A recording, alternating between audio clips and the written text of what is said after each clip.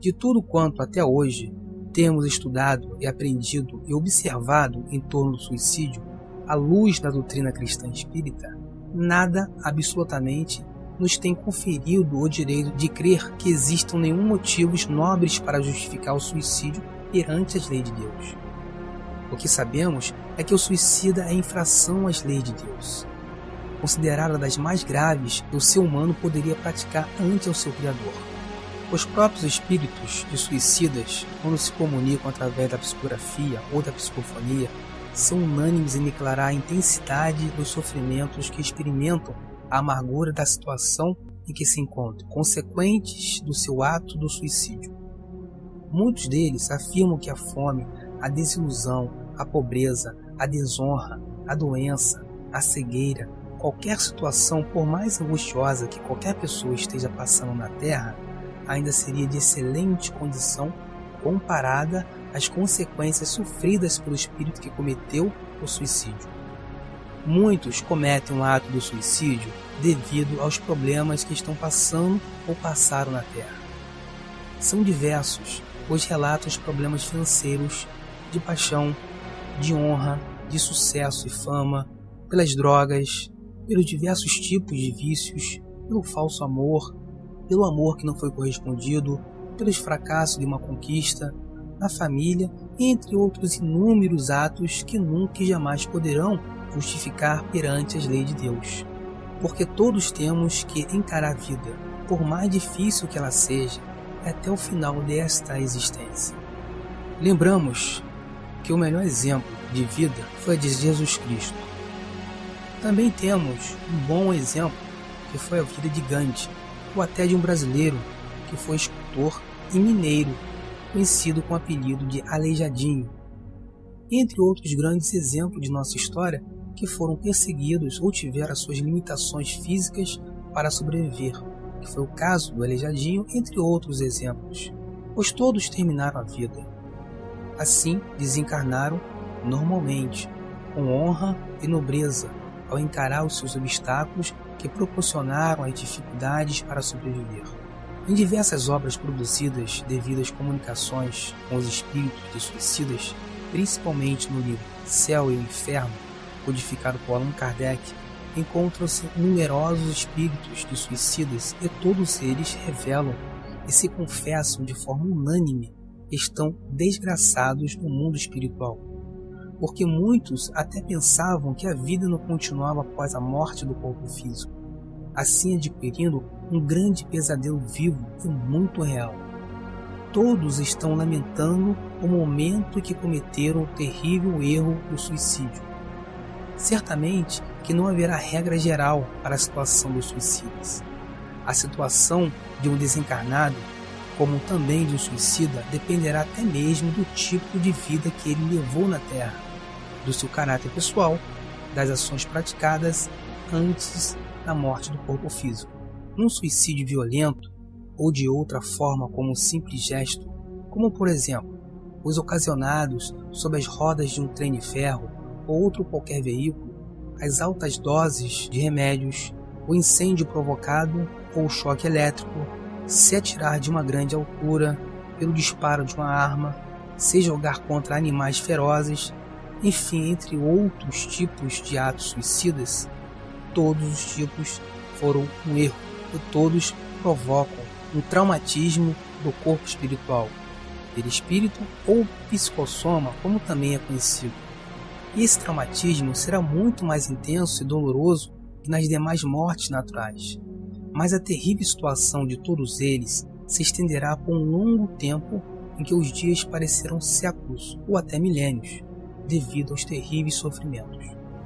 Assim, quando tiver a oportunidade de reencarnar numa nova existência, poderá ser produzidas até mesmo enfermidades sem soluções nos dias daquela existência, como a paralisia e a epilepsia descontrolada,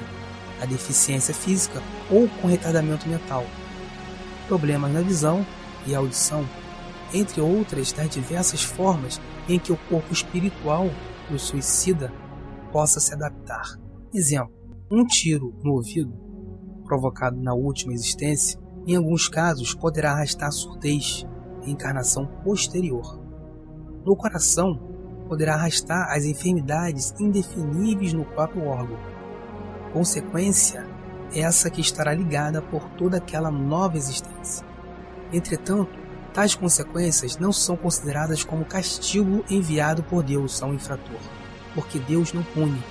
pois o que o suicida passará é apenas uma consequência como regra geral,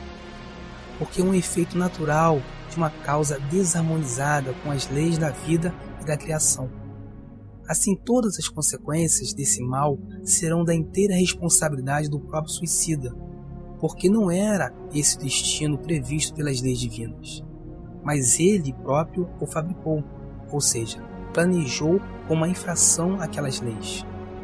E assim sendo, tratando-se tais sofrimentos do efeito natural de uma causa desarmonizada com leis invariáveis, qualquer suicida há de suportar os mesmos efeitos,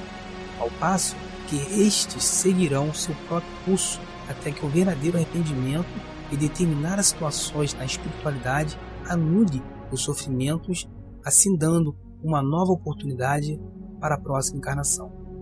Qualquer forma de ação que o ser humano tenha o conhecimento que poderá causar sua morte e que o mesmo continue insistindo é também considerado um suicida. Nenhuma forma que possa tirar a própria vida é considerada nobre para Deus, e sim contra as suas leis divinas da vida. Então, ou seja, é um ato de suicídio. A misericórdia de Deus se estende tanto sobre esse suicida como sobre os demais, sem privilégios ou indicações. Ela se revela no auxílio que irá surgir ao culpado pelo terrível ato, assim sendo oferecida a devida reabilitação com incentivos de ânimo e esperança, assim cercando de toda a caridade possível, inclusive com a prece, exatamente como na terra agimos com os doentes e sofredores a quem socorremos. Estará também na possibilidade de um suicida se reabilitar para si próprio, através de reencarnações e existências futuras, para as duas sociedades, a da vida terrestre e da vida espiritual, a qual escandalizou com o seu gesto, e para as leis de Deus sem se perder na condenação espiritual. De qualquer forma, com atenuantes ou agravantes, ou de que nenhum suicida se isentará da reparação do ato que praticou com desrespeito às leis da criação, e uma nova existência o guardará, certamente em condições mais difíceis e limitadas do que aquela que destruiu, a si mesmo provocando a honra espiritual que infligiu. O suicídio é rodeado de complexos e sutilezas imprevisíveis, contornado por situações de consequências delicadíssimas que variam de grau e intensidade diante das circunstâncias. As leis de Deus são profundas e sábias, querendo de nós, suas criações, o máximo equilíbrio para estudá-las e aprendê-las sem alterá-las com os nossos gostos e paixões. Assim sendo,